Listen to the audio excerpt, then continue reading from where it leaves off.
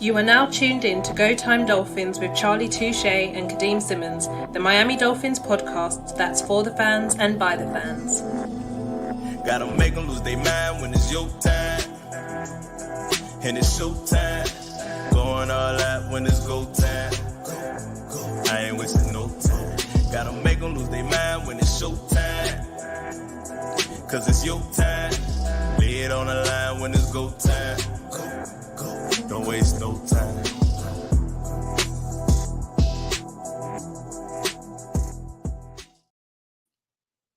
NFL fans, Miami Dolphin fans, Go Time Dolphin fans, what's good in the hood? Another midweek episode, another live episode. Obviously, you know how we do. I'm not going to waste no time. What I will say before I introduce Charlie Touche is that this is going to be a heated episode. Very interesting episode. It's good. Charlie, give me that face. It's going to be heated. So why I gotta be heated, bro? Make sure you like the video. Make sure you subscribe to the channel. Make sure you're there in the comments. I see you already. IMAX and Tim Caro. That is not the comment I want to get. IMAX and Tim Caro. Yep. Like the video, share the video, subscribe to the channel. Follow us on TikTok, Instagram, LinkedIn, Facebook, MySpace, Twitter, X, wherever Elon Musk is going to change X to next. And if you're feeling generous, go give us a follow on Patreon, patreon.com/Go Time Dolphins. But Charlie, how are you? We appreciate all the patrons, bro. Hey, it's Go Time Dolphins, the Miami Dolphins podcast that goes not only across the pond, but across the world. I'm your boy, Charlie Touche. I got my co-host, Kadeem Simmons, with me. It's always for the fans and by the fans. Your favorite podcast, as Kadeem sports the Go Time Dolphins custom-made black and aqua Miami Dolphins jersey that says Go Time Dolphins on the back with the 50-year anniversary patch and the brand new Dolphins hat he got from his wife on his birthday. That is what's up, man. Kadeem, and now he flexing the watch too. Look, Kadeem just think he's slick. Boy, hey, what's going on here? It's an Apple Watch too. I was itching my arm. It's an Apple Watch. It's nothing special. It's just an Apple Watch. All right, big flex. Listen, man, we got a guest on the show today. We've been trying to get this guy back on for a while now. Might be a bit delusional, but you know we're a delusional podcast, so it fits. You know what I'm saying? So we're gonna bring in our guest, man. Shout out to PFF's very own Thomas Valentine from across the pond. What up, Thomas? How you doing, bro? Hey, gentlemen, how we doing? All right, we all right, man. Hey, Kadeem, bro.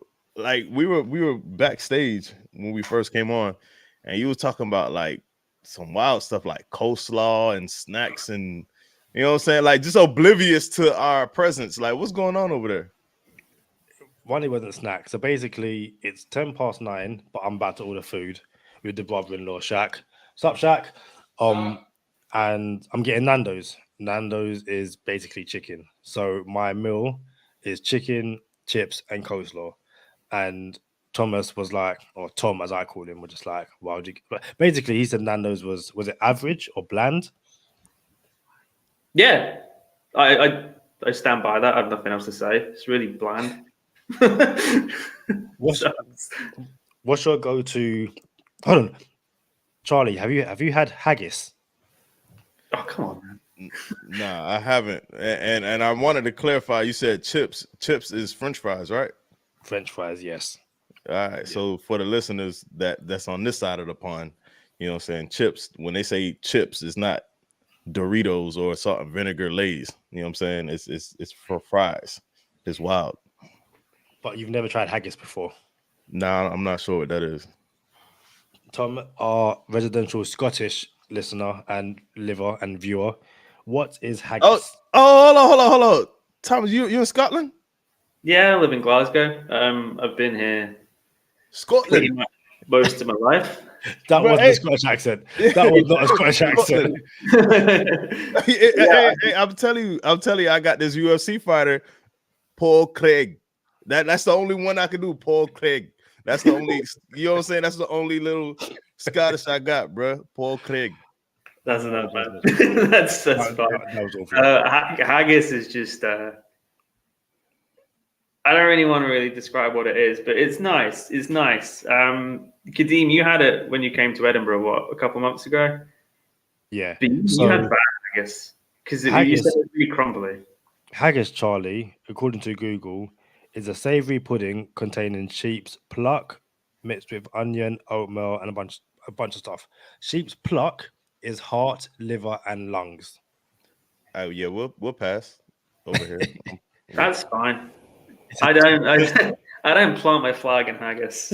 Since this is a football podcast, we're gonna punt on haggis. You know what I'm saying? Listen, Kadeem, we got some Miami Dolphins news. You know what I'm saying? Before we dive into everything, how many Isaiah Wynn is going on IR, and Coach McDaniel today said it is going to be a long journey. His words for Isaiah Wynn. Isaiah Wynn is the 9th person going on IR without cheating or looking something up. Can you name the other 8 that have been on IR? I can give it a good go. So we've got Teron Armstead. Okay. Devon Achan. Okay.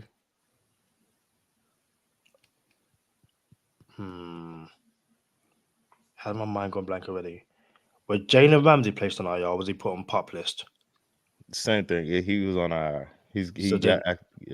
So Jalen Ramsey, Nick Needham, Chris Brooks, Eric Ezukama. How many is that? 6? It's kind of 5 because Nick Needham wasn't one of the. Okay, so Nick was one on PUP list. Okay, 5. Jeff Wilson Jr. Oh, we get somewhere, boy. We slow motion over here. I like it. That's 6. I don't think any more offense. Connor Williams, everyone. Nope. Defense. Holland's not on it. Phillips wasn't on it. Ogba's not on it. I think I maxed out at 6. Yeah, I'm done at 6. But I think you get the last one, bro. The last one. Yeah, because I really think you said 7, but I think there's one more. So Tim Carroll says I'm missing a wide receiver, and I said, Tim Carroll said you said Chris Brooks. You said Devon Achan. You said Teron Armstead. Oh yeah, you missing 2 still. Yeah, you had 6. You missing 2. You missing a receiver. And you should really get this receiver, by the way. Oh,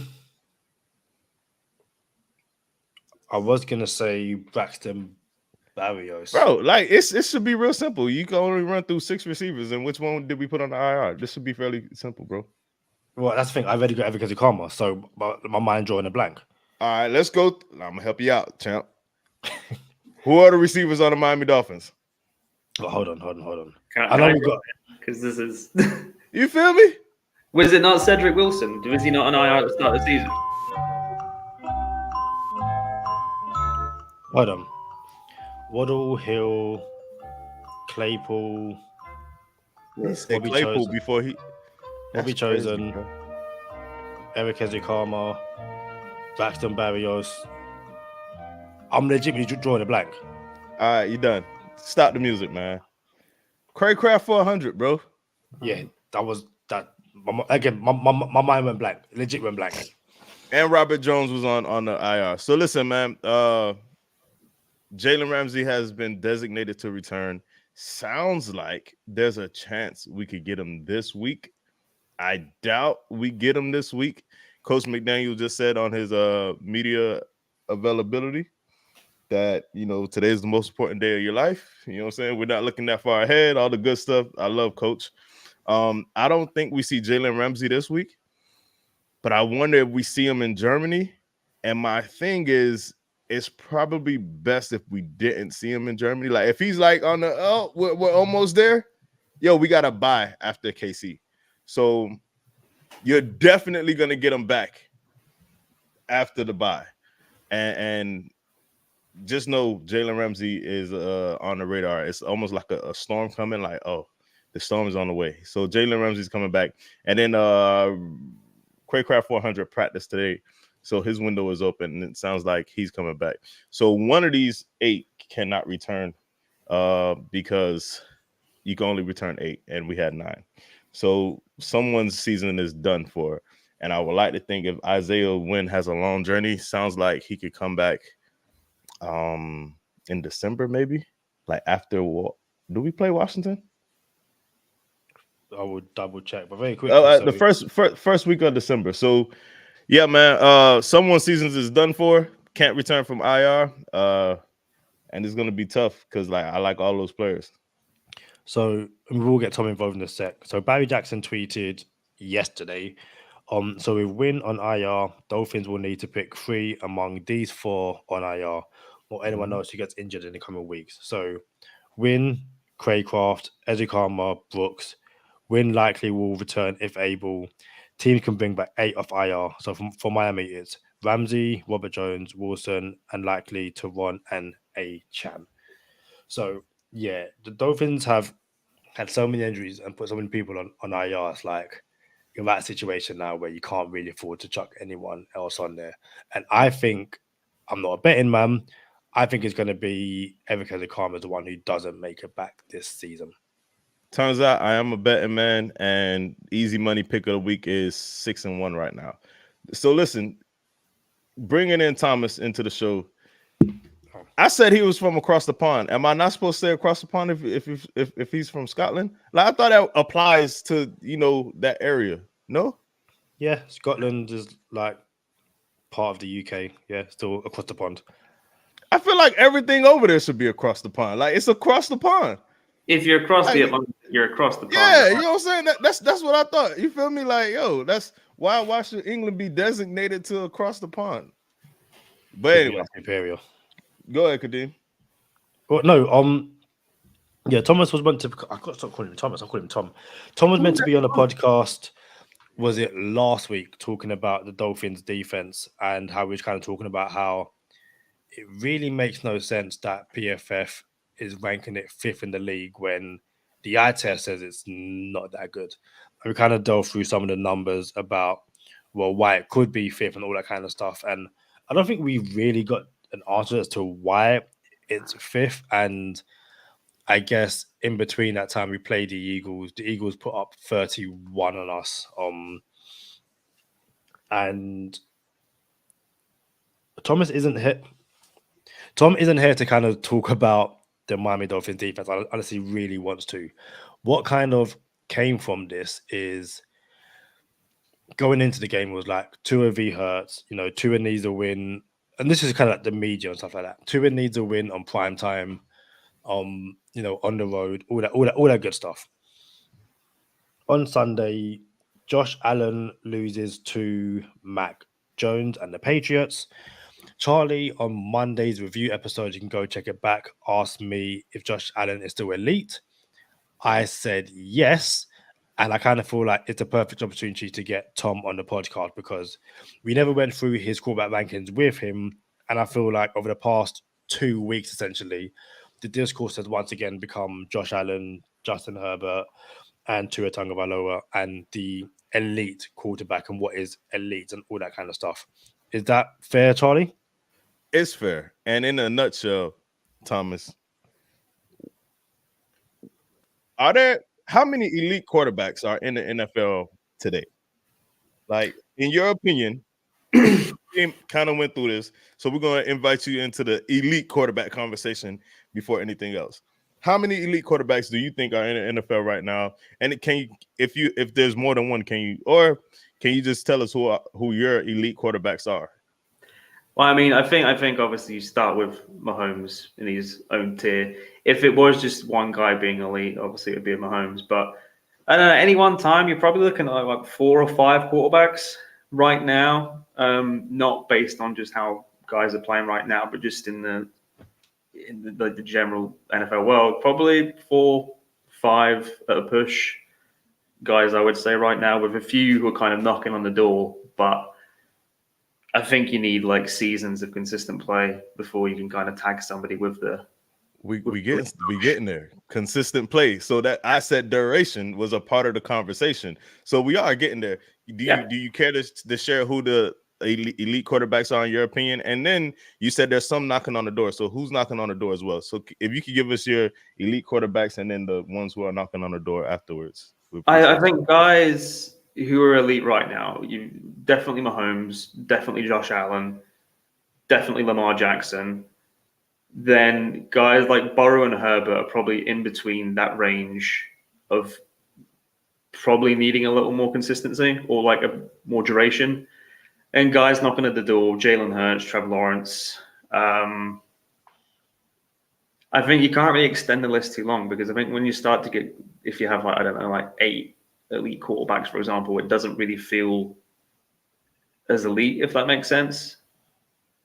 It makes perfect sense. Elite separates yourself from the rest of the pack. So what in your definition, what is elite? We know we just got your list of elite quarterbacks, but I probably should have asked you first. What is elite? What defines elite quarterback play? What defines elite? I think it's probably a kind of a tough definition. That's probably not everybody has the same one, but first, I agree 100%. Guys who have like elite arm talent that, like, you know, again in the range of like Mahomes and Josh Allen, where they're able to use like multiple arm angles and arm slots, which helps them problem solve. Elite accuracy, maybe not so much something, but like a bigger arm, the ability to read post-snap, pre-snap, just again be able to problem solve. I guess you could probably throw in like the ability to scramble and work out a structure as well. That's something like I'm really big on, like the elite guys doing. Like if you look at a pattern of the guys again, like if you got Mahomes, Allen, Lamar, like all three of them, what do they have in common? It's like when things break down and when things are out of structure, they don't panic often. General pocket management as well, you know, the ability to avoid sacks, keep players alive. Is again, like, obviously it's a tough definition. I don't think there's one singular definition, which is also probably why I'm here. But yeah, like I like for me, that's kind of the range. You got something you want to add, Kadeem? I think because I've known Tom for so long, we kind of speak, you know, on a daily basis and in various groups about quarterbacks and stuff like that. There's so much discourse around, I guess, especially over the last 2 seasons, essentially, where me and Tom disagree and kind of like discuss more than any other quarterback is Tua Tagovailoa. Obviously, because I'm a Dolphins fan, but also because since Mike McDaniel has come in, there's been an element of the rest of like NFL media and I guess people who watch QBs kind of say, well, is Mike McDaniel in the system making Tua look good, or is Tua good? And kind of like this, basically because he's in the perfect system for him. And when we done the quarterback rankings, we kind of done it on every single player, every single quarterback has a offense tailored to his strengths.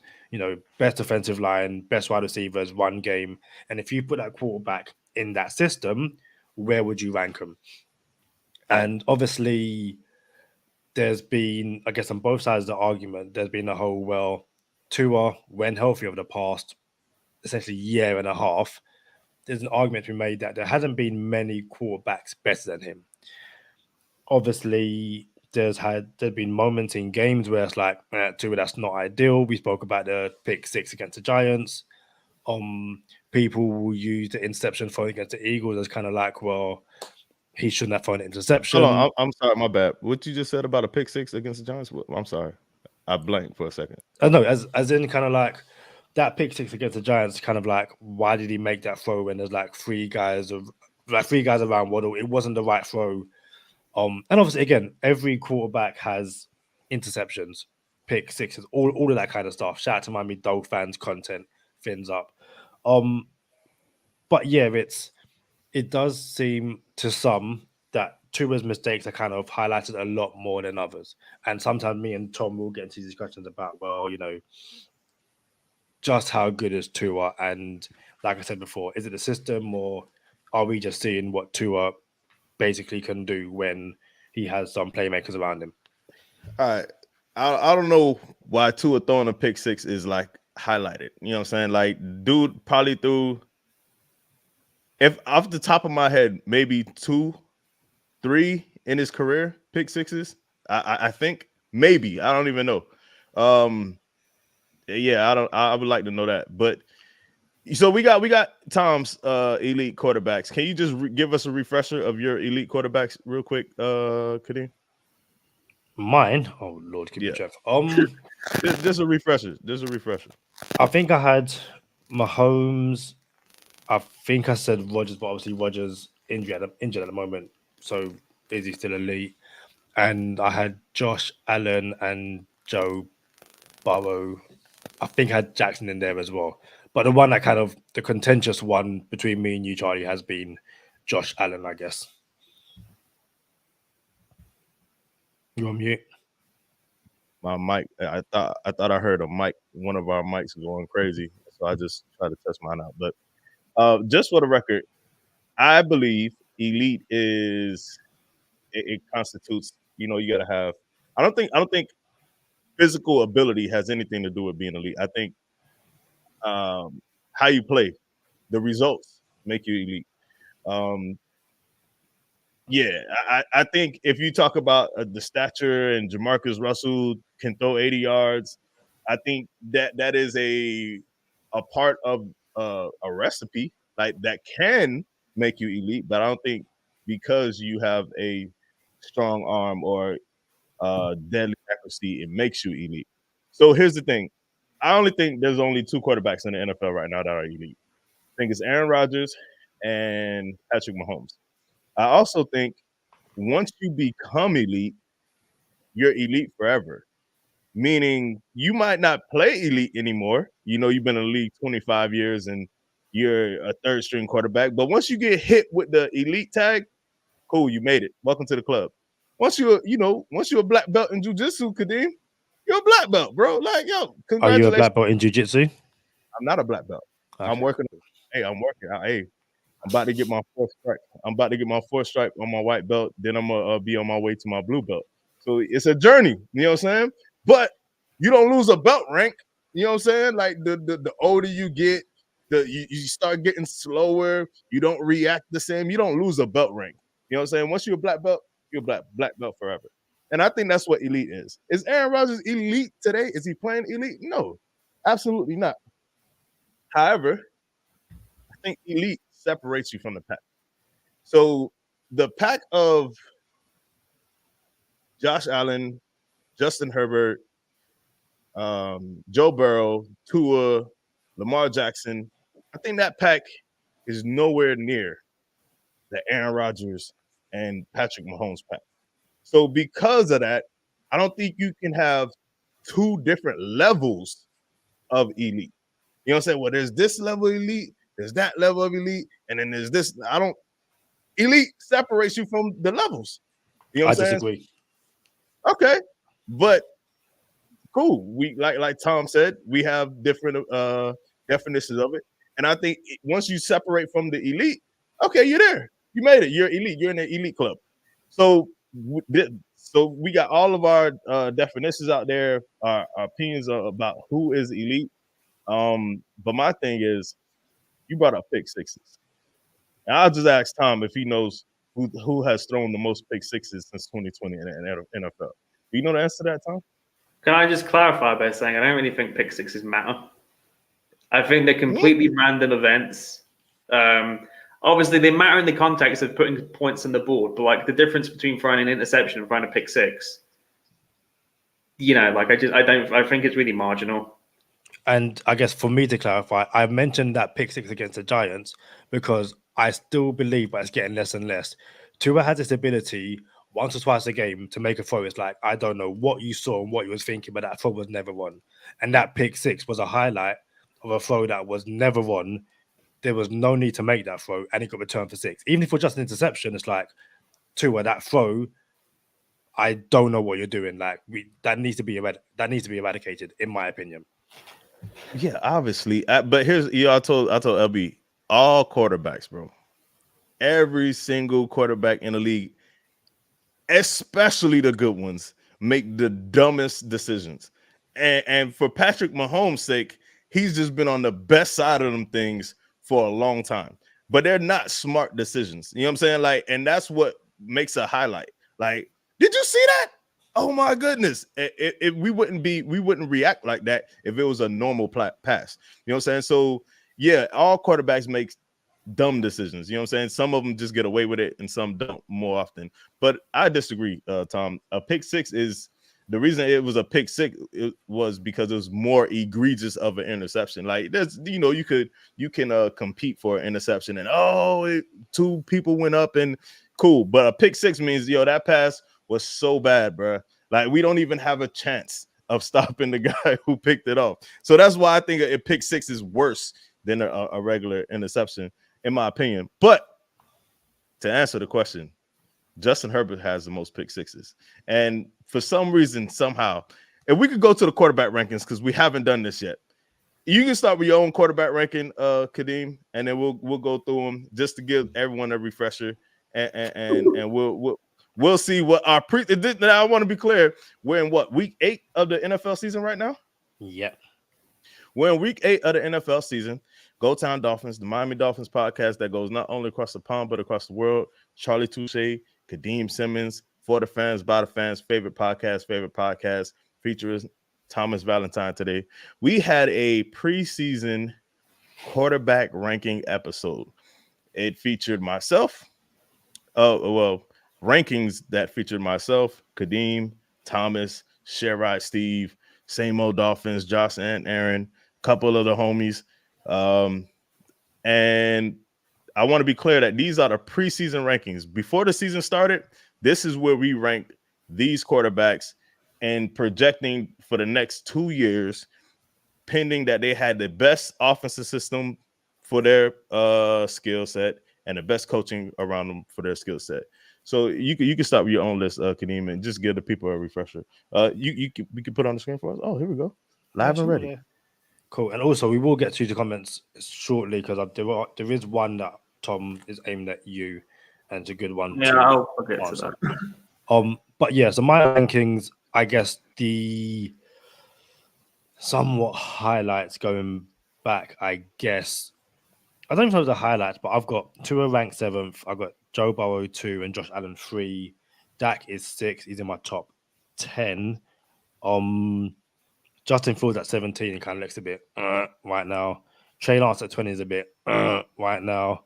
I believed in Trey Lance as well, man. If I didn't put him in my starters because I knew he wasn't going to be the starter in San Francisco, but I believed as well. So yeah, it's interesting. And then you got guys like Bryce Young at 27, CJ Stroud at 28, and even like Watson at number 11 is like, but again, it's preseason. I didn't hit on all 32, is what it is, and I'm okay with that.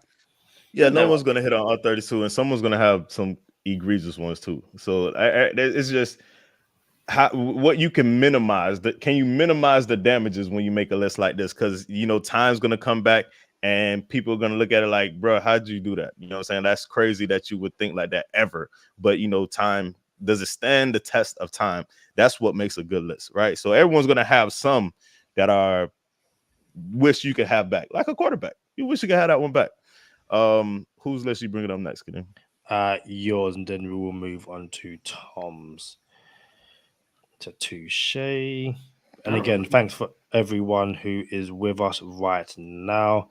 We will get to comments in a sec. And yeah, if you haven't already, like the video, share it. We're discussing quarterbacks. We are discussing rankings, and later on we'll be discussing the rather news that is Tyreek Hill injured. Let's do that later on. But yeah, Charlie's list is up next. Man, that's a good looking list, bro. Yeah, we'll see. Yeah, that's a good looking list. Like one of the ones that I wish I could have back is Russell Wilson at 7th overall. I thought for sure, and this is projecting for the next 2 years. I thought for sure Russell would get like back on the tracks and get his trajectory right, but doesn't look good for Russ. He might not even be playing in Denver next year. And for him to save this list, dude's gonna have to ball out next year, like have a redemption year, like totally redeem yourself. Not looking likely. But I got Patrick Mahomes first, Tua second, Herbert 5th, Lawrence 8th. You just heard me say Russell was 7th. Shout out to the only person that has CJ Stroud in the top 15. I got CJ Stroud 15th, and something else that's notable was Jalen Hurts at 17. McCorkle Jones at 29. Hey man, I like my list, bro. You have Justin Fields at 12. Let's hold the break. Like Justin Fields at 12 is what was okay. I'm not going to pick it up. What was the thinking with Jalen Hurts at 17? Jalen Hurts at 17 was there's a thought process of if you put this quarterback on this team, will this team still be as good as they are, or would they be worse, or could any quarterback have taken the Eagles to the Super Bowl? So in my opinion, every quarterback that's ranked higher than Jalen Hurts on this list could have taken the Eagles to the Super Bowl last season. It was last season. The Eagles made the Super Bowl last season, right? Yeah. So in my opinion, every quarterback ranked higher than Jalen Hurts could have done the same thing that he did last year.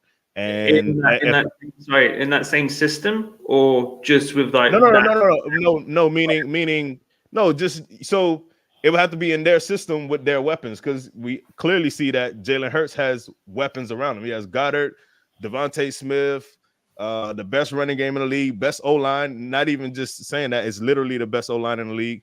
AJ Brown. So he has everything. So if all of these quarterbacks had everything around them on the Eagles, I think they would have done exactly the same thing. So yeah, I don't believe. Obviously, again, we're taking some of this back. I wish I could have Justin Fields back. Wish I could have Deshaun Watson back. But Jalen Hurts, as of today, he will move up my list. Probably sentiment as well. A minimum of 7 spots. He's moving up my list for sure. I still don't like it either, because it's just so wild. Because I remember Jalen Hurts before he was this Jalen Hurts, so it's hard to digest. Like, bro, you wasn't that good. You know what I'm saying? So now he's actually turning around. So shout out to Jalen Hurts. And we're gonna get into Tom's list now, and see what we get here. I need to see this. I think you say that. That's because you know exactly where you're going. I don't know where I'm going. I just want to see the list, bro. Can I see the list? Why has it done that? Oh, I guess. Does it look funny for everyone? It look funny for everyone else. Yeah, it is funny for everyone else. And this is the list that we can't have funny for. Oh, there we go. We're getting there. Okay, I can't enlarge it like I normally do, but there aren't many I'm taking back from that. He said it with his chest. Pretty good list, huh? Talk us through it, Tom. Give us the notable list for the audio listeners that can't, as people on YouTube looking at it and seeing it. Give us the notables for the audio listeners. Okay, that's Quinn. So we got Patrick Mahomes number 1, obviously. Guys, I think I'd take back. I'd have, based on this season, I would have Tua higher. I think I'd probably have him like 11, 10, 11. I'd move Lamar up to like 3 because he's so good. So you got Lamar at 6 right now. You say you're moving up to 3. Yeah, I think kind of the reservation with Lamar was he hadn't really played many games over the past 2 years. I mean, I think from week 11 onwards for the past 2 seasons, he'd missed a lot of time. So, deeper into the season, we didn't really see it as much. And obviously that reservation can probably still hold true. But I just think he's really improved as a passer in Todd Monken's offense, while also kind of keeping the running element to his game. Although it feels a bit more like crafty, the running style now, as opposed to just flat out read option go. And then Kirk Cousins, I stand by Kirk Cousins at 10. Matt Stafford has been really, really good this season as well. He was like another one. I was like, like he's coming back from a big injury. How is he going to look? He's looked awesome. Deshaun Watson, go way, way, way down. Other than that, it's all right. I think with the rookies, you can never really fully tell how they're going to translate to the NFL. Like CJ Stroud is obviously someone who I'd have a lot higher. Looking at like Bryce Young as well, like I'm okay with I think he's struggled, but I think things around him have been really, really bad.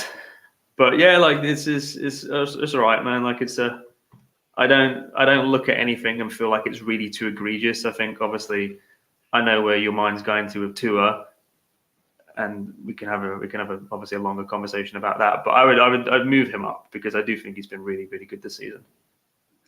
Hey, I'll be right back. Kadeem, go ahead and ask Tom some questions about this. I'll be right back. Cool, no worries. So, did the list offend him? Nah, I don't think so. No, what I think while we are here, shout out to Jason Keck. He says they all throw interceptions when I was talking about interceptions earlier. And yeah, 100%. All quarterback throw interceptions. That wasn't the point I was making. But it's also a matter of, like I said, I stand by that. Tua has throws that just like, mate, that's just not good. And again, all quarterbacks have throws that just aren't good. But it's also a matter of not to the extent I believe other quarterbacks have, especially like the top tier ones. Tom, I saw what your face just did there. Jason Kick says, I'll go with the saying, if you don't have anything now to say nothing at all. So with this guy's list, crickets. Tom knew exactly what he was in for when he sent us that list all those months ago. Jason or anyone in the comments, this is what the comments are here for. Not to like abuse, but if you have any questions, I don't agree with that, then Can I go to the Tim asked about like the arm talent thing? I don't know if it was like a facetious question or not, but can I like define that in like my own go way? Ahead, knock yourself out, bro. Yeah, I just think it's like the ability to. I know, obviously, we mentioned like it's not throwing a long way. Like, obviously, it's not, but it's the ability to throw from different different arm slots out of structure, from like different platforms, to do it consistently, can do it with velocity, with accuracy. I think there's no one definition for it, but that kind of encompasses what it is. Accuracy comes into that as well. But just general like velocity, being able to like, if there's a guy rushing in your face, can you still like get the throw off? If you're doing like a different arm slot, if you're still being able to get the throw away, like I think that kind of comes into it. So then, what do you say to the next comment from Tim, which says Brady can't run, no cannon, but can read a defense, will to win, rings. He got arm talent like Marino, Pat Mahomes, hell no, but still elite. Yeah, well, I mean, I don't think there's one qualifier. I don't think it's a case of like, if you don't have elite arm talent, you're not an elite quarterback. But I think that gives you like a real physical edge that some quarterbacks don't have. Like not everybody could read a defense like Tom Brady. The same as like not everybody can yuck a football 70 yards down the field like Josh Allen with like a defender in his face. So here's my thing. Josh Allen still one hops balls from the 5-yard line. I don't know how you one hop a receiver from the 5-yard line. So to me, it gets to the point where everything like Zach Wilson got all those different throw the arm from different angles, but that's Zach Wilson. You know what I'm saying? No one's saying Zach Wilson is elite. So that's why I don't think the ability to do things can be a part of my equation. When it comes to it's the ability to be able to do it consistently, though, isn't it? Like that's the difference between some. I think I want to say mine is more results based. You know what I'm saying? Like it's more like because I hate Tom Brady, bro. Like I hate him to death. You know what I'm saying? And it's the results that make him put him in the conversation. Like he's nowhere near the athlete that none of the quarterbacks in the NFL are today. You know what I'm saying? But it's the results. And I hate that I almost kind of gave him a compliment. You know what I'm saying? But at the same time, let's get into this Justin Herbert thing. Like, the one that eats me the most is Justin Herbert. Like, how is it? And then I ain't gonna lie, Justin Herbert and Trevor Lawrence kind of bothered me. Back probably a year ago, it was Lamar Jackson bothered me a little bit when it came to comparison of Tua and Lamar Jackson. Tua played more games than Lamar Jackson in the past 3 years. It's the wildest thing that there's this concept that Tua's not healthy and Lamar Jackson is when and it's only been by like a game or two. You know what I'm saying? Like, Tua has played more games by like a game or two, but Lamar Jackson doesn't get that stigma that Tua gets. So when it comes to Trevor Lawrence, though, there's no consistency at all whatsoever in Trevor Lawrence to be ranked higher than Tua. So when we talk about it, because and there's different elements, right? There's the eye test, there's consistency, there's stats. You know what I'm saying? So for sure, there are different variables to the equation for all the math people out there that said I can't math. You know what I'm saying? Math. Right, I can't math, but I know. Yeah, I can't math, but I know what I'm talking about, right? So my thing with the Justin Herbert thing is I don't hate Justin Herbert. Mhm. But I have to defend Tua because when I was in 2020 on a job and Kadeem was on the phone with me, or we're texting live each other, NFL draft, Tua's the pick. I was happy that I got Tua. Did not care where Jordan Love went. Did not care where Justin Herbert went. Minding my own business in my own euphoric state of mind that I got a quarterback. And then here come the Chargers fans. Y'all got the wrong quarterback. Tua sucks. Ha, ha, ha. Joke's on y'all. Like, bruh, ain't nobody, dog, let me be happy with my quarterback. Why are all the Chargers fans coming at me when, ain't no one talking to y'all. You feel me? So now it hits the fan and turns out Tua's a dude and the Chargers are like, now it's like, oh, well, Dolphins fans talk too much, and this is why we don't like Dolphins. Like, bro, y'all pick the fight. Chargers fans pick the fight with Dolphin fans, and now suddenly we have a quarterback, and now they're like, oh, well, they're both good. Nah, bro, they weren't both good when y'all said Tua was trash. You know what I'm saying? So I think that's why the Justin Herbert people think I dislike Justin Herbert, which I don't. I actually called him pre-draft. I actually called him Tannehill 2.0, Tannehill 2.5, which is not like disrespectful because I think Tannehill with the right team around him can also win the Super Bowl. But Justin Herbert is way better than Tannehill, in my opinion. So that's why I call him Tannehill 2.0. Hold on. Tua at the podium right now. I just wanted to see what he said. Yeah, no one can emulate Tyreek. Cool, all the good stuff. So all that being said, my problem is more with the list. Is all right, you got Burrow up there, cool. Josh Allen up there, cool. Although I disagree, Josh Allen does glitch a lot, but Justin Herbert, bro. I'm gonna give you the floor for a second because I've been running long. Just on Justin Herbert alone, how do you have Justin Herbert better than Tua? Or do you still? And I'll let you go first. Do you still have Justin Herbert better than Tua? It's not something that's going to change anytime soon for me. It's a traits thing for me. I think he reads defenses so well, and obviously you're going to be like the pick six and stuff. And I think someone's already said about, he finds a way to lose them games. That's the one there. But since 2020, since he came in the league, he leads the league in pick sixes, game-winning drives in the fourth quarter. Oh, my bad. He leads the leagues in pick sixes too. My fault. Yeah, go ahead. I just think one is like probably a little more important than the other. But yeah, I just think with Herbert, I love the arm. I love the ability to read defenses. I think his ability in the pocket to manage the pocket, avoid sacks is. I don't want to be hyperbolic and say it's an all-time great trait. It's a really good trait to have. He's really good at it. He's one of the best in the league at it. I think he's accurate. I think maybe my problem with Herbert is he's not. So first of all, he's not played well the past two games. That's totally fine. Is that I think he lacks a little bit of creative juice sometimes. I think sometimes when things do break down, he's probably a bit too quick to skip a read, check the ball down, or force the ball into like a coverage where it's not meant to be. But I think he just counters that so much with like the ambitiousness as a passer and just everything else that comes with that. For me, it's just I don't like getting into like the Herbert Tua discourse because it's like a toxic area to be. Really?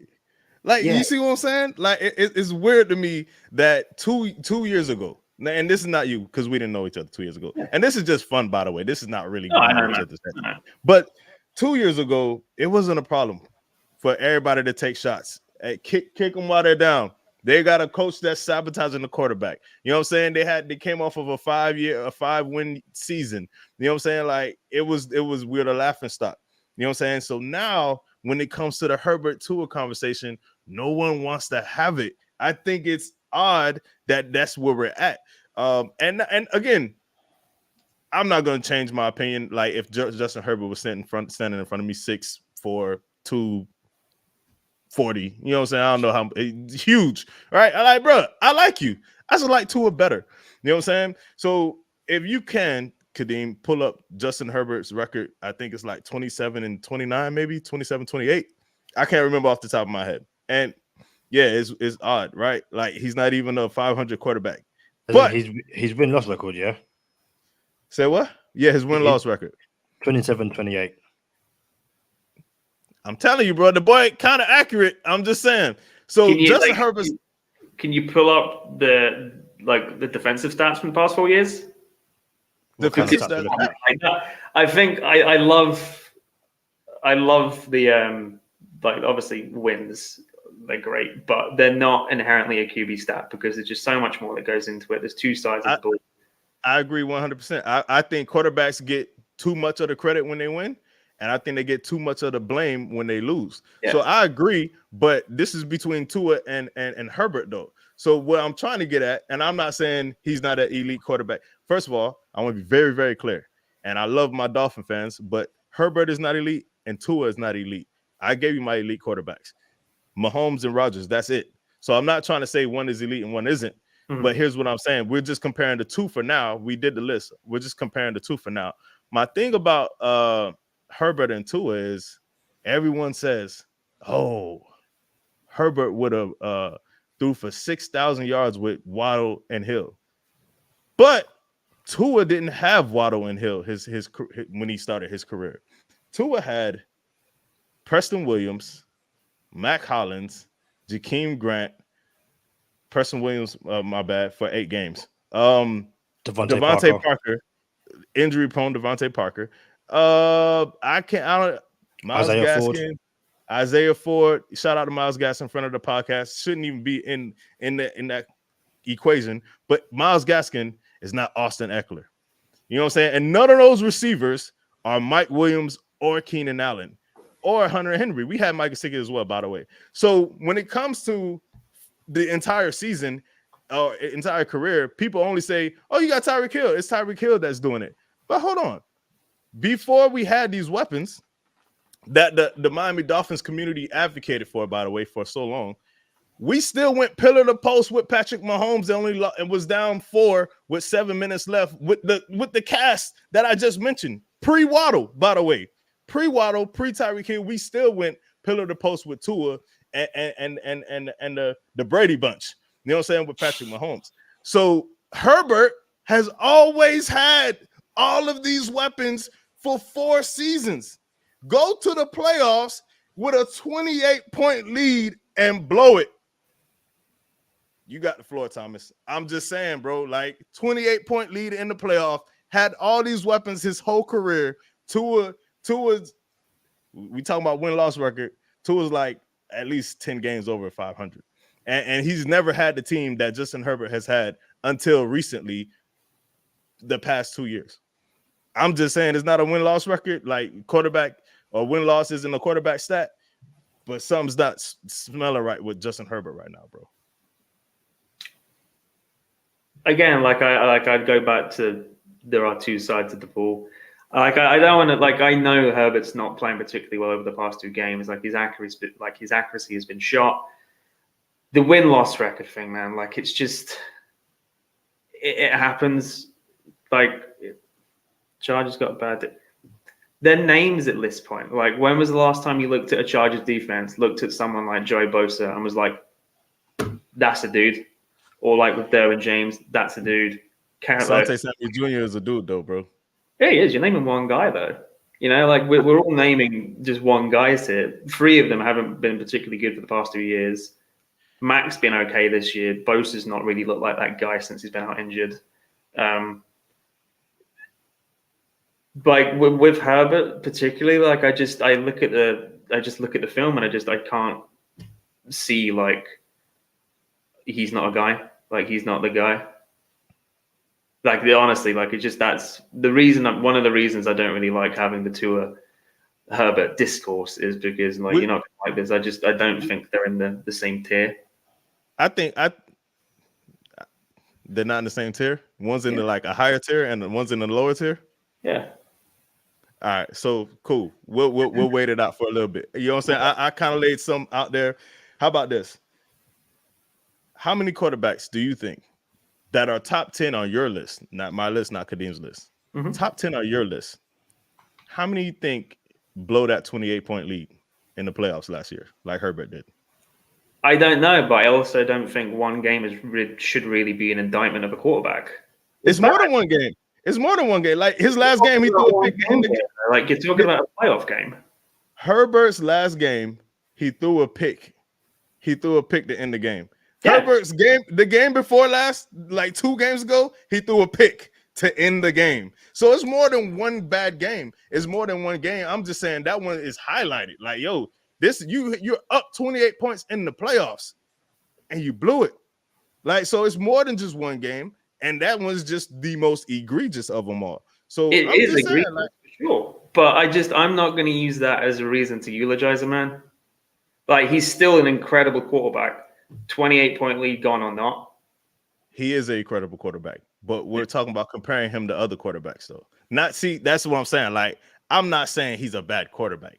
I'm just saying the conversation has because if it was the other way around, if it was I'm Justin Fields, by the way, I'm out on Justin Fields. I believe Justin Fields is a bust. And we already showed everyone's list. Y'all see, I think Justin Fields was maybe top 12 on my list. I can't remember. 12 on yours. So he was 12 on mine, bruh. I just text Shirai Steve 2 days ago, and maybe this is some fantasy football. Why ain't DJ Moore performing for me?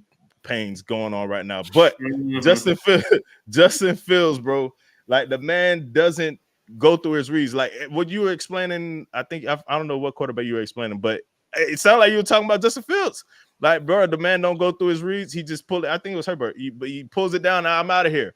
You know what I'm saying? And I think he sees ghosts too much now. I think he's done. Honestly, it's nice. It's nice to see him pop up from time to time and be like, oh, he can do that. But I don't think he has it enough. And it's crazy because the Bears had a number 1 pick in the draft last year, and they traded it away. And they could have had a franchise quarterback, and they held on to Justin Fields. And then they could have traded Justin Fields. Why picking a franchise quarterback while his stock was as high as it's ever going to be? Because now it's only going to go down. So I wonder what happens with the Bears. But go ahead. So basically what the Cardinals done with Josh Rosen, had the number 1 pick and said, we're taking Kyler Murray, Rosen, off you go. And Rosen genuinely have no idea where he is right now.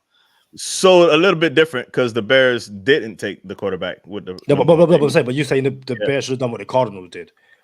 Yeah. Well, this is hindsight because obviously I thought as well that Justin Fields was going to pan out. But I'm saying now this wasn't me saying they should have taken the quarterback, but I am saying hello to the missus. Shout out to Hannah Montana. But I am saying it's crazy how the future is going to look at what happened in Chicago, because for a long time, since it's a Dolphin podcast, for a while, all we got was the most negative comments. Bro, people were taking personal shots at people Like instead of it, this is a sport. We're just saying, me and Thomas going back and forth. Oh, this is better because he's better because he does this, he does that. That's fun. You know what I'm saying? Like it's fun. People were taking headshots at human character when they wanted Deshaun Watson over Tua. You know what I'm saying? Like, bro, Tua is a dude, like a human. You know what I'm saying? He's not even a bad person. Y'all taking shots at him somehow, at his character, and not at him playing football. For Deshaun Watson, I think that's hilarious. Hilarious. You know what I'm saying? I was about to say comedic and hilarious. So, you know what I'm saying? So I think that's hilarious. You know what I'm saying? So here we are. People can't just compartmentalize.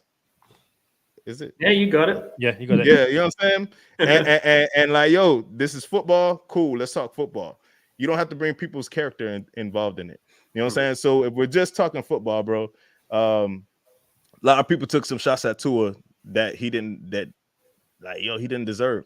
And now y'all got me out here on this platform like, nah, bro, I'm tired of it. And we're here now that my dog got some weapons, like everybody else got weapons now. Y'all just got to hear me now. So that's the only reason I come out like this. But nah, man, I don't know. I just don't see how you got Herbert better than Tua, bro. Like I don't see it. And I get it. Like I get the defending your guy kind of thing. Like I think that's maybe where I am a bit with Herbert. Like you've been with the highs and the lows with Tua. You stand into always played really well. Like you have every right, to defend him because the personal shots as well. Like when the concussions last season, some of the things that people were saying was just really out of order. Like you said, at the end of the day, it's just football.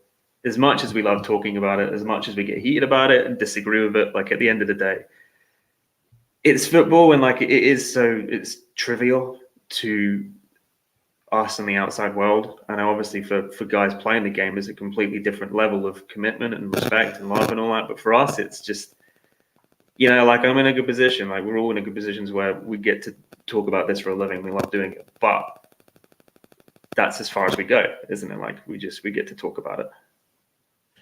Hey, Kadeem, before we go into the bonus time, you want to close us out, and I'll ask Thomas one more question to send us the bonus time? I was going to close this. We've missed quite a few comments as we were talking. Go through them. Shout out to Liz, who joined about 20 minutes ago. So apologies. She said, I'm not a political person in the US, but it is what it is. She said, blame on the Democrats. They always get away with cheating. Stupid refs fluff the Eagles to win. We read through Tim's comment. Liz then adds Trash Can Allen. Jason Keck says the Chargers don't like Tua because Chargers don't like Tua because they wanted Tua over Herbert. He said if the shoe had been on the other foot, they would have said the same thing. We've gone through Tua's comments as well. Liz still angry about the Eagles games. Says fire all fluffer refs. Their contract should have a bullshit call clause that says if they help a team win, they immediately get fired. There's zero reason for the refs to help teams win. They win on their own. Jason says, I wanted them to draft Herbert because of Tua's injury, and I liked Herbert, but I'm totally happy with Tua. Like any quarterback, if you don't have the pieces around him, you're not going to the Super Bowl. Then Liz says, hi. Tim says, last season, Tua missing 4.5 games. Hill had the most yards he has ever had by at least 300 yards, but seems anyone could do what Tua does. Only the best quarterback couldn't. He then adds, Miami got a good defense then. Tua still winning. Again, this good defense thing or bad defense is, I need to get to the bottom of that. Jason They then do not have says, a defense. so what was that? The Dolphins don't have a good defense. Your own company, PFF, says they have a top 5 defense. Or they'll put top 5 before the Eagles game. I'm just saying, if Dolphins don't have a good defense, then that shouldn't be an excuse for Herbert because Tua is still performing. That's all I'm saying. Herbert's performing as well, though. I'm just saying, he's not performing, bro. Dude is not performing. Jason I tweeted something the other day, actually, and I think it's probably quite... It's more... Can we get to that tweet after bonus time? I know this what you're talking about. Okay, cool. Sounds good. Jason Keck says, we've seen what Tua is with okay protection. Can you imagine a good O-line and a better defense? And then he adds, Bridgewater couldn't even win a game with the same players around him. So miss me with that bullshit of any quarterback could do what Tua's been doing. He's just talking to himself. No, this was earlier when we were talking. I think about the comments. Oh, okay. And then, yeah, Hannah Montana said, hola. Hi, Hannah. You want to I think it's the bonus time. That's cool. Yeah, all good. Hey, Thomas, let everyone know where they can find you on social media. Maybe not on this platform because they might come at your head. You know what I'm saying? Yeah, I don't think they want it. Yeah, maybe not. Hey, but Thomas, no, all talk, real talk. We appreciate you coming on, just chopping it up with us, and willing to go back and forth. You know what I'm saying? Willing to just have some fun with it, and you know what I'm saying? Like it has nothing. It's whatever to me. Like we could do this forever. It could be a 2-hour podcast. We could have a 3-hour Pat McAfee podcast and just talk like this. You know what I'm saying? And I'll be down. But now you have to be on the podcast again. No doubt, man. Open invitation, bro. Come on over to bonus time with us. We're gonna chop it up a little bit more. Everybody else, come on over to bonus time. We appreciate everybody who rock with us, man. Y'all know what time it is. Stay positive, test negative. For Kadeem Simmons and Thomas Valentine, I'm Charlie Touche. Thank you for tuning in this time. Make sure you catch us next time on Go Time. Already. Gotta make them lose their mind when it's your time. And it's show time. Going all out when it's go time. I ain't wasting no time. Gotta make them lose their mind when it's show time. Cause it's your time.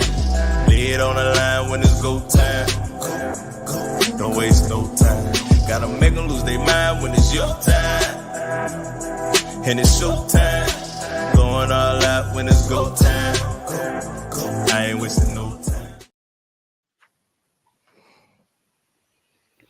So, quickly, Tim Carroll clarifies saying, yes, Charlie, that was my point. Herbert gets beat because his defense is bad, but Miami defense is bad and Tua has been winning. And then Liz has the Dolphins emoji.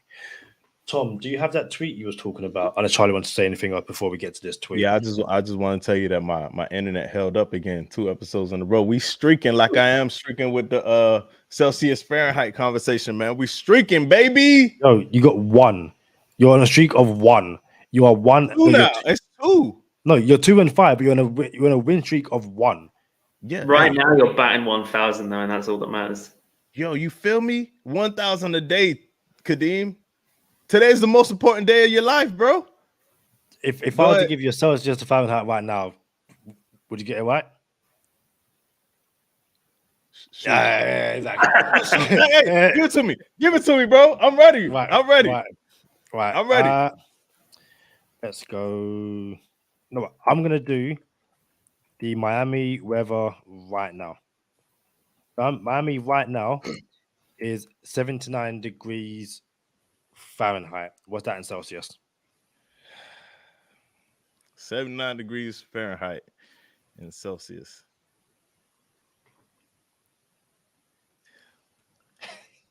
Hold on. Let him work. You feel me? Let me land the plane, bro.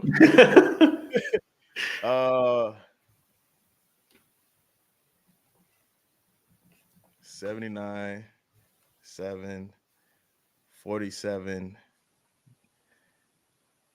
divided by 2. I'm gonna say 25 degrees Celsius. I think he's back, guys. I think he's back. Give him a good. The answer is 26, and we have a 1 Let's go! Let's go! Hey, today the most important day of your life, baby. Let's go. We streaking, man. I told you I'm back. I'm back.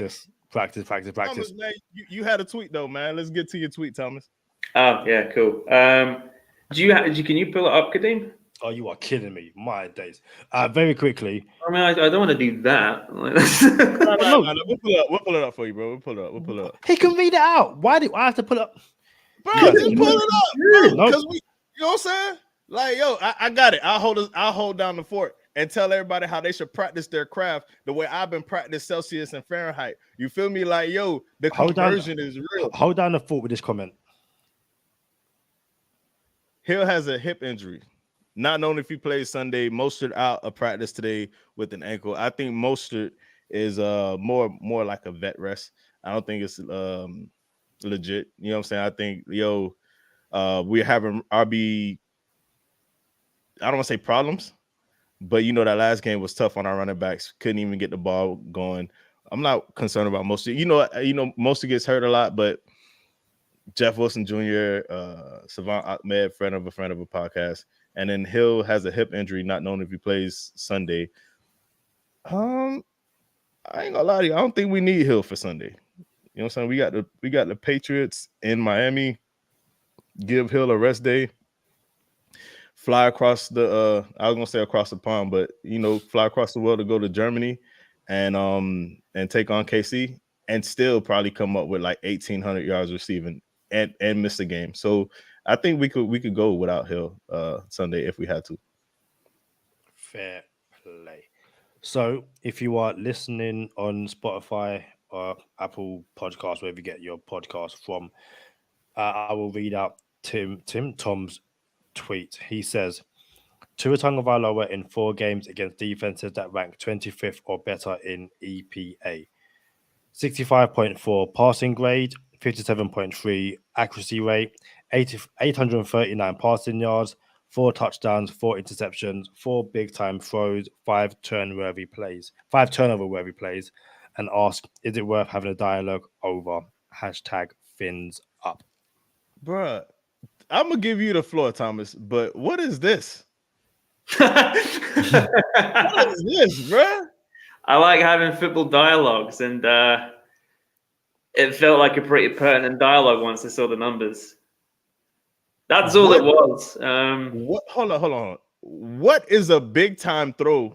First of all, I'll let you get. What is that? What is a big time throw? Oh, rather than me butcher it, I'll give you the actual definition. So it is a pass with excellent ball location and timing, generally thrown further downfield and/or into a tighter window. That obviously, the tighter window stuff, that's something he does really well. Even with hold on. Can we stop? Yeah. My co-host coined the phrase on this podcast, tight window Tua. Shout out to Kadeem Simmons for coming up with the name tight window Tua. But go ahead. I just had to tell you. Yeah, it's a good phrase. It's something he does well, especially like with the lack of, like elite arm talent, you can say that.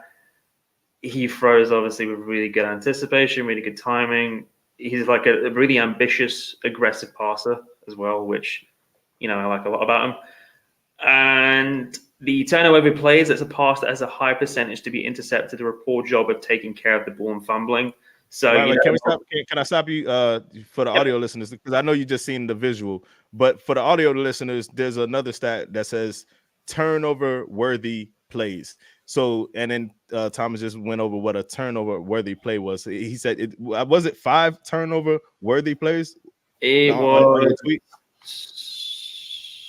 was 5 turnover.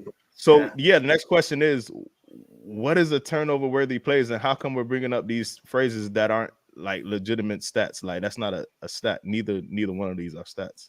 I think they are. I think obviously maybe like in the deeper advanced stats, but they kind of do a better job of, especially turnover worthy players. They're kind of more indicative of, not more indicative of turnovers than actual turnovers, but you know how sometimes like a throw can be like a throw to like a wide receiver fumbles it, or like wide receiver doesn't catch it, bounces off his hands, and it's intercepted. In your opinion, like is that the fault of the wide receiver or the fault of? So what we're talking about is a drop that ended up being a pick, and I think that should go on the receiver. Yeah. So obviously, but that comes up as an interception, which is right. Slightly wrongly, pretty unfair for a quarterback. Turnover-worthy plays are kind of more throws that are geared towards like bad ball location. That's the pass that could have been picked. Kadeem obviously mentioned that every so often in a game, Tua maybe has 1 or 2 throws where he's like, "What are you doing?" But I think every quarterback has that though. They do. Every game, every quarterback has that. I disagree. Kadeem, I watch whatever game you want to watch, and we can point them out as they happen. It happens every game. No, but again, like I said, my whole thing is that like the elite quarterbacks, it's not every game. First of all, there's only 2 elite quarterbacks. But yo, no. But again, all the quarterbacks no, do it. wait. You think there's only 2 elite quarterbacks? I disagree with you. I play a game. I play a game. And I said before, especially with like Mahomes, he's gone past elite. You're looking at one of the best of all times. So bro, there's no past elite, bro. There's elite, and that's the top tier. Okay. To talk about my football, soccer, Messi and Ronaldo are so far past elite. Like, we're not talking about elite. No. But I'm saying there's certain players in certain positions they go past elite, like they are in their own stratosphere. Like you can't compare Mahomes to everyone else playing quarterback right now. It's just a complete waste of time. So but there's only the Hall of Fame, bro. There's no the Hall of the Hall of Fame. There's just of course. Hall of Fame. But again, you've got first ballot Hall of Fame and all that kind of stuff. Mahomes is a first ballot Hall of Famer. There's no conversation about That's great. That's great that you said that. But and other quarterbacks aren't first ballot, but they might make it there because you know what? In this particular year, he was up and there wasn't really many people, so he made it. Like not Hall of Fame entries are the same. So that was a great point. But how about this though? You just said, and I said I'll play your game. Were you about to say the elite quarterbacks on your list don't do this? Every game? In my opinion, not every game. All right, we live and ready. I'm ready. Every game, whatever quarterback you want to do per week, I can show you what was that kind of throw. Every whatever quarterback you want to do for every week moving forward, we could watch the game and I'll be like, I told you. We have the numbers here, by the way. You know, like I'm sitting here with the numbers. So you like this is why I said it's not a real stat because shut up. But it's certainly quantifiable though. Like if you look at a bad pass, you're like that's a bad pass. That's like a turnover where we play. All right, so where do we draw the line though with a bad pass? Like where does it enter the threshold of a bad pass? You know what I'm saying? You see what I'm saying? Well, so again, I gave you the definition. It's like a pass that has a high percentage chance to be intercepted. Like you can see it with your own eyes, Charlie. Like, you can look at a pass and be like, "Oh man, that should have been picked." We can do it. Right. Those are the easy ones, though. That's the easy ones. So what I'm saying is, what's a borderline one? If that's the case, and is the borderline one considered one of those or not?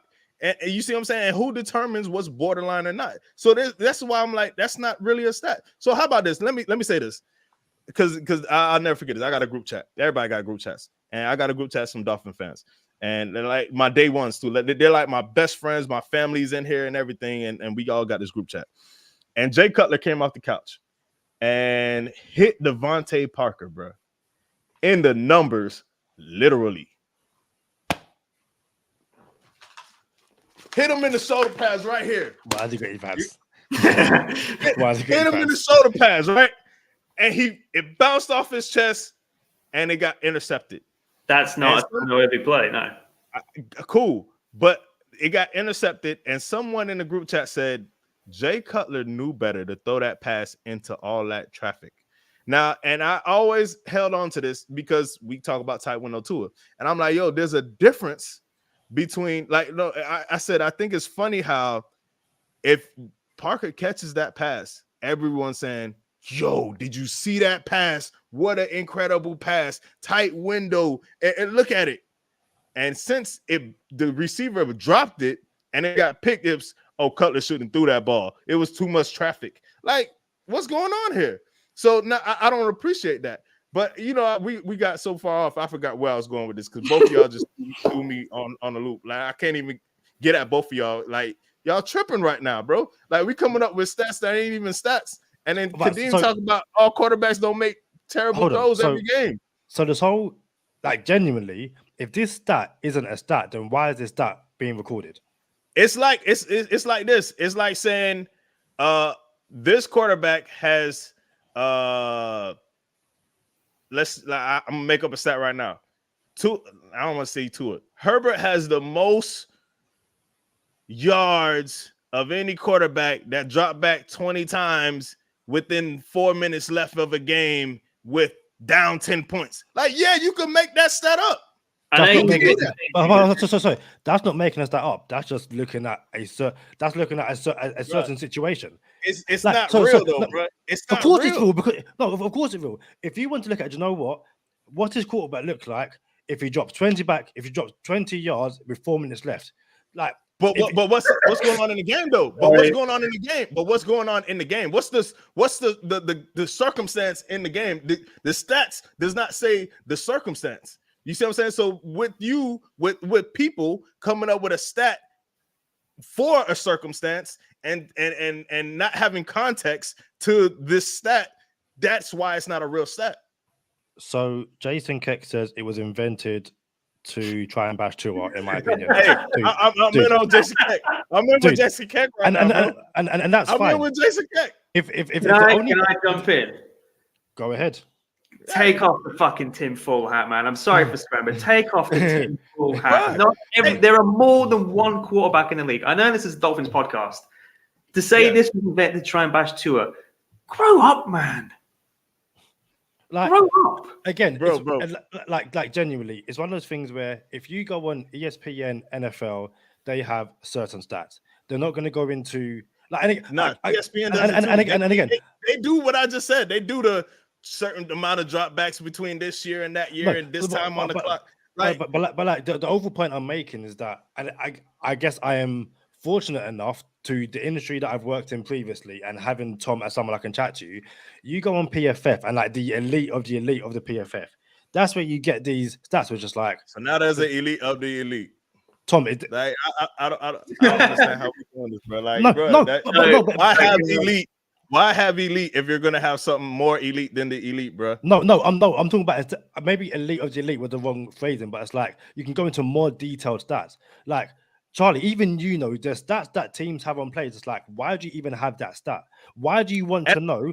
That's what's called analytics. It's analytics. So that's the thing. So if you're going to really break down a play and analytics, then you will have stuff like turnover worthy plays because again.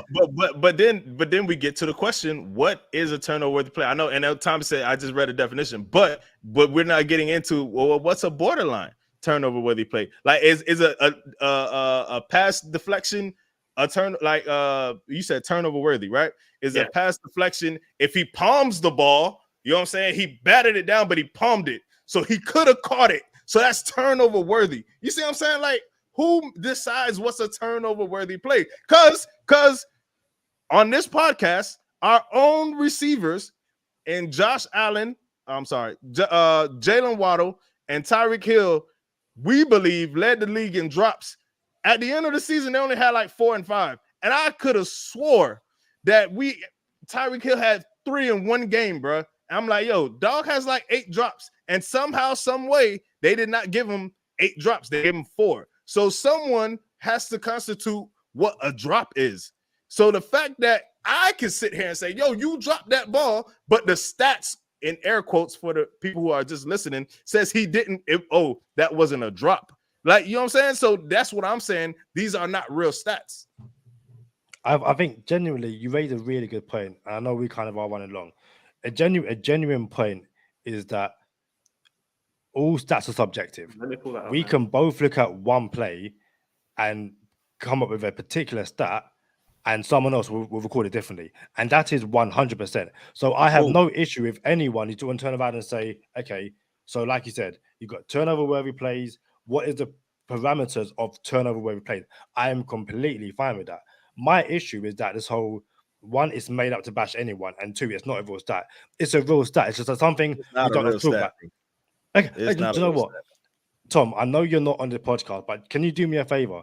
Can you, I guess, for Tua, Herbert, Allen, all these guys, turnover-worthy throws in the last, if you can get this season, and me and Charlie will discuss this, because I know for a fact this is going to come up so often going forward now that this is. I'm not talking about turnover-worthy plays, bro. I'm talking about turnovers. Let's talk about Josh Allen having 95 turnovers in 92 games on his career. That's a real stat. That's real. I don't want to talk about he could have had 200 turnovers in 95. I don't want to talk about that.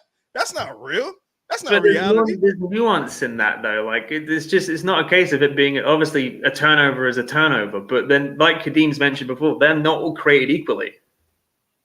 That was in the private conversation. So in the private conversation between me and Tom, and it's fine. Like I have no issue with it. But again, that I think it was like after the Patriots game, it was like Allen has 90 turnovers in like 2 seasons or something like that. And the point I was making is that he has that, but these aren't just interceptions. They are obviously fumbles. A turnover is going through on 4th and 13 when you're down 14 to try and get into the game. So obviously, Charlie, you look like and what happens on 4th and 13? Then what? But I'm saying, but obviously, like it counts as a turnover. But sometimes it's hold up. What counts as what happened on 4th and 13? Did he throw a pick? No, he just wasn't converted. He threw for 7 yards and the play. No. So you're saying turnover? You're saying turnover on downs counts as a turnover? Does it not? I don't believe it does. I'm pretty sure it does.